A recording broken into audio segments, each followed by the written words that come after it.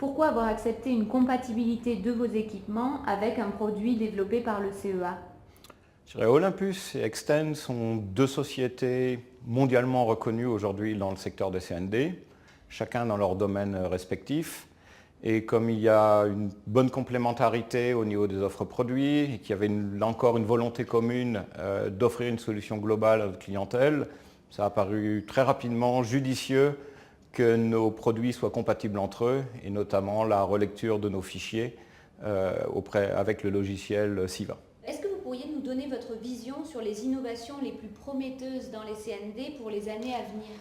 Le milieu CND est un milieu plutôt traditionnel, donc fait de tradition, de délégation, de retour d'expérience.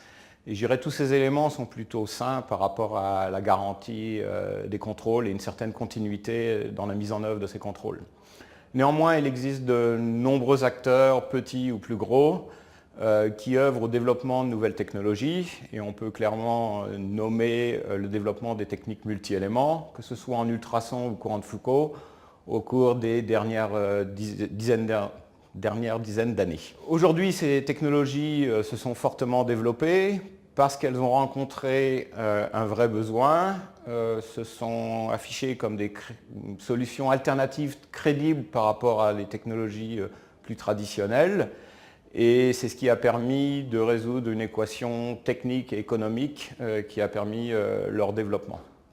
Donc, à l'opposé, il existe un certain nombre de technologies qui existent depuis assez longtemps, issues de laboratoires ou des dérivés du domaine médical, qui n'ont pas réussi vraiment à se développer de manière commerciale pour différentes raisons.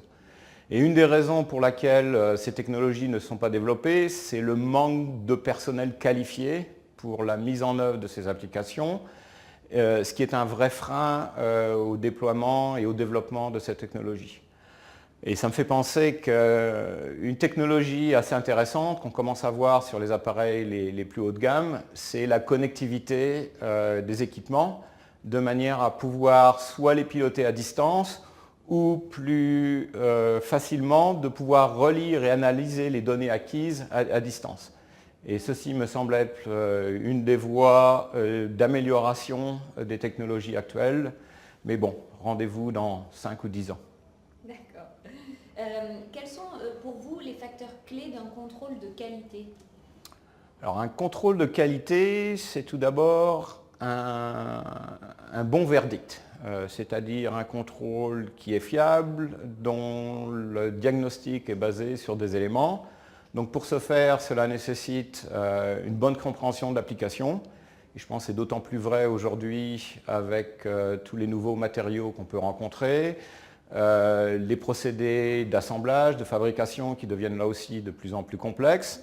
Ensuite, les éléments éventuellement de simulation peuvent permettre aussi une meilleure compréhension, je dirais, des phénomènes ultrasonores, si on parle de la partie ultrason.